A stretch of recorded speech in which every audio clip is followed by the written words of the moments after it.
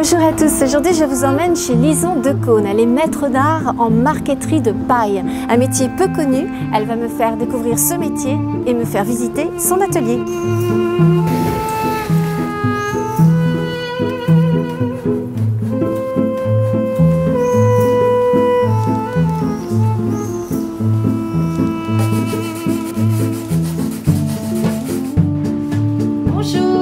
Bonjour. Lison ?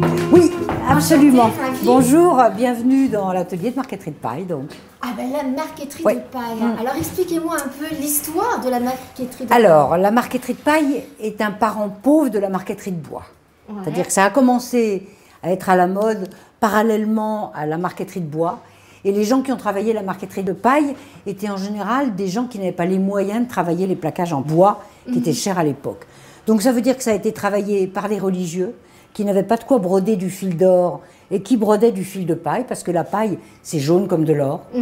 Ça a été travaillé ensuite par des ébénistes, mais toujours de façon un petit peu parallèle au vrai marché, c'est-à-dire qu'ils ne signaient pas leurs meubles. Et puis ensuite, il y a toute la population au 19e siècle des bagnards. Et ils faisaient des coffrets en marqueterie de paille. C'est pour ça que la marqueterie de paille est associée vraiment aux travaux de pauvres.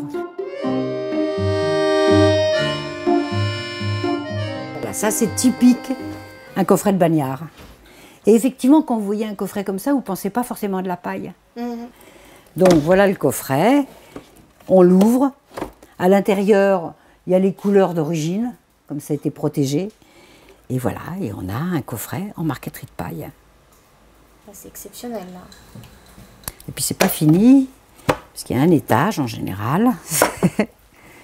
Vous voyez, avec des petits tableaux. Alors ces objets ne sont jamais signés, ils ne sont pas datés, pas signés, donc moi je trouve de temps en temps des signes, des signatures des bagnards sous les miroirs, enfin je découvre d'où ça vient en les restaurants, mais il n'y a aucune trace du bagnard qui a travaillé ces objets.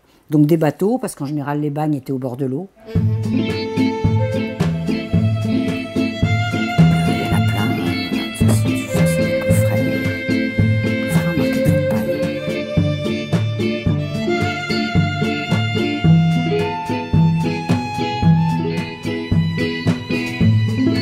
C'est un petit secrétaire miniature, voilà. Donc je restaure, bien sûr, tous les meubles de l'Art déco, donc Jean-Michel Franck et André Groux, donc, qui était mon grand-père. Et je crée pour les décorateurs des meubles et je recouvre des murs entiers de marqueterie de paille, comme faisaient Jean-Michel Franck et André Groux. On peut aller voir dans votre atelier, justement? Pas de problème, on va aller voir les ateliers juste à côté. du 22, juste à côté, oui. Ouais, c'est super. Oui, avec le chasselas. Donc voilà le deuxième atelier, donc là où on fait vraiment de la création. Ça, c'est les bottes de paille qu'on reçoit. Oui. Voilà. Donc ces bottes de paille, elles viennent d'où? Elles viennent de Bourgogne. Il y a un céréalier spécialisé dans la culture de cette céréale de paille. Une espèce de seigle spécifiquement cultivée pour les marqueteurs de paille, avec des petites, des courtes, puisque la paille, elle fait 2 mètres de haut, donc elle est coupée entre les nœuds. Ouais, donc vous l'ouvrez comme ça, en deux, et là, ça y est, elle est plate. Ouais. Ce qui donne la beauté de la paille et la possibilité à la lumière de jouer avec justement la paille, c'est qu'elle soit très bien écrasée. C'est-à-dire qu'on n'ait plus les petits bosselets de la paille. Oui, ça, faut que ça soit vraiment il faut que ça soit très très bien écrasé. Donc là, qu'est-ce que vous travaillez? Une table basse pour un client, il y en a 2 à faire. Table basse très trente, hein, très dans le style de Jean-Michel Franck. Avec un des motifs d'ailleurs qui était le plus utilisé par Jean-Michel Franck, c'est les éventails. Et donc la paille est collée rayon par rayon. Et c'est marrant parce qu'on dirait que c'est de l'or, c'est doré. C'est incroyable. Reflet, oui. Vraiment c'est de la marqueterie, c'est-à-dire c'est bord à bord. Parce que s'il y a de la superposition, ça va se décoller. Et s'il y a un espace, la poussière va se mettre aussi et ça va se décoller. Donc vraiment, la paille bien travaillée, on ne sent rien. On a un toucher comme ça qui est très sensuel comme toucher. Le résultat, il n'y a pas d'équivalent, je trouve.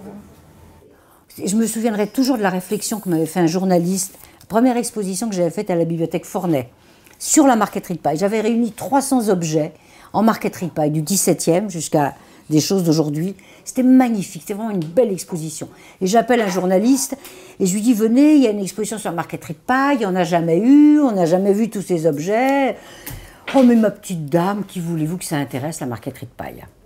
Ça, c'était vraiment l'état d'esprit des années 95-2000. Aujourd'hui, c'est fini, ça. Les gens, la marqueterie de paille, ah oui, mais on connaît, on a vu, mais c'est magnifique. Ça y est, ma matière, elle est sauvée. Voilà. Une belle rencontre avec Lison de Caunes et son métier, marqueterie de paille. Personnellement, je ne connaissais pas. J'espère que vous avez appris plein de choses. On se retrouve bien sûr dans le numéro d'août d'Antiquité Brocante. Allez, je vous embrasse très très fort et à très très vite. Ciao!